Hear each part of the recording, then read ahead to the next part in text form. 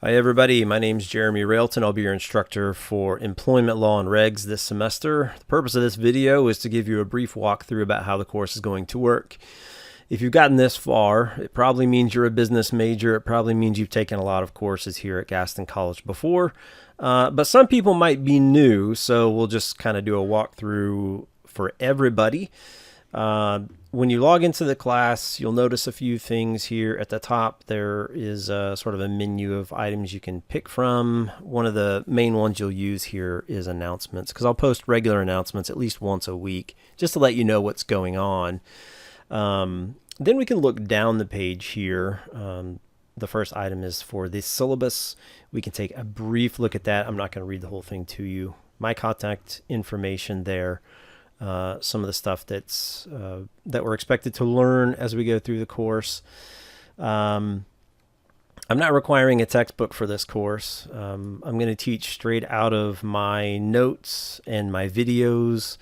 And I'm kind of glad I'm doing that now, because one of the things is that the United States is going through a period of very rapid change right now with this new administration. And some of the stuff that's going on even conflicts with some executive orders, might be conflicting with federal law, and there's a lot of stuff that's kind of up in the air, and we're going to have to wait to see how some court cases resolve themselves to figure out what's going on. So as you're watching through some of the videos, you might hear me break in and say, hey, Jeremy here from the future, just updating you on what's going on in 2025. So I'm going to try to keep you guys up to date as best I can. And if you see something in the course that's out of date or obsolete or has just changed because some new executive order went through or something like that, let me know and I'll go in and update things. Back to the syllabus. As long as you're meeting the due dates, you're fine. You don't have to worry about participation. The only time you have to worry about participation is if you go 21 consecutive days without submitting some work in Blackboard.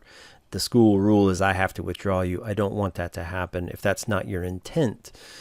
So if you're having troubles in your personal life or whatever, let me know. Let's stay in contact to see if we can figure out a way to get you through the course. Where your grade is going to be calculated, half of it's going to be, 40% is going to be assignments. Those are typically written assignments. They might be a quiz on a case study or something like that, but typically written assignments. 40% is going to be chapter quizzes, so a quiz on each chapter that we go through. And then 20% is the final exam. We work on a standard 10-point scale. 90 to 100 is an A, and so on. I do accept late work with some catches here. There's some conditions on this. I only accept it up to 6 days late, and there's a 10-point penalty per calendar day past the due date. Okay, so you don't have to email me and give me a reason why it's late or anything. Just do it, and then let me know when you're done so that I know to go back in and grade it. So you're not just stuck with a 0, and I'm not just seeing that you had submitted something late and I just didn't see it. The only other big thing we'll talk about here in the syllabus is we're living in an increasingly AI world here. For the law, and then when we get into things as specific as the law as it's applied in North Carolina, AI is not going to be as reliable as we need it to be for this course. So we're not going to use AI to do our coursework. If I get in a paper and if it looks like it's been AI generated, I'm just going to assign it a 0 and then prompt you to email me or contact me in some way just so we can set up a meeting to just talk about it. Now, I could have made a mistake. It could have been that it was completely generated by you in your brain, in your research, and I just missed it. It'll be pretty easy to convince me of that if that's the case, in which case I'll take off the 0. I'll give it this normal grade. But that's the way we're going to work right now. So you have free notes, free videos. I'll give you free links to resources. You can use these as your sources to do the work for the course. You'll learn a lot more this way. Back to the course. Course schedule. Here's where you can click to see all the due dates for the semester. My personal recommendation is that you take all the due dates from all your courses and put them in one big calendar that you maintain for yourself so that you're not falling behind. It can be a lot to keep up with if you're taking multiple classes and you also have work and kids and whatever else is going on in your life. So let's try to stay as organized as we can and keep up with these due dates. If anything changes about the schedule, I'll let you know. But it's probably just going to remain exactly like it is. In the start here area, most of you probably don't need this stuff, but there are things like helpful videos, how to navigate Blackboard and stuff like that if you need that. We don't have publisher materials, so you don't have to worry about that. The course entry quiz is, of course, incredibly important. It registers your official entry into the class, so go ahead and just do that now. You can pause the video, go do that now. It takes you about a minute and a half. You don't have to know anything. You just complete it so that we have a record of you having entered the course and done something so that you're not dropped to next week when the drop date passes.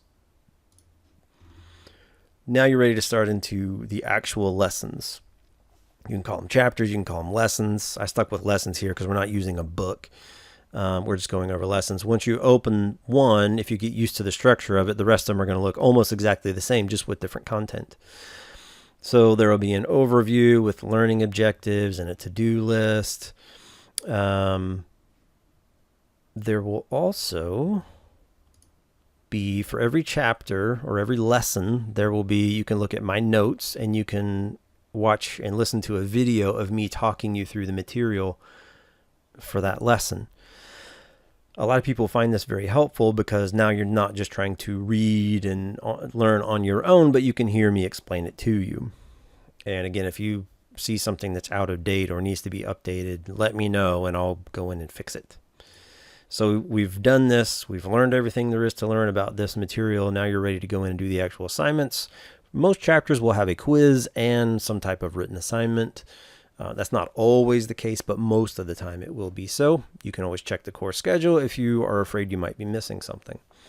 So you can do those two things. Once you've completed them, now you're done with lesson 1. Now you can move on to lesson 2. That's pretty much it.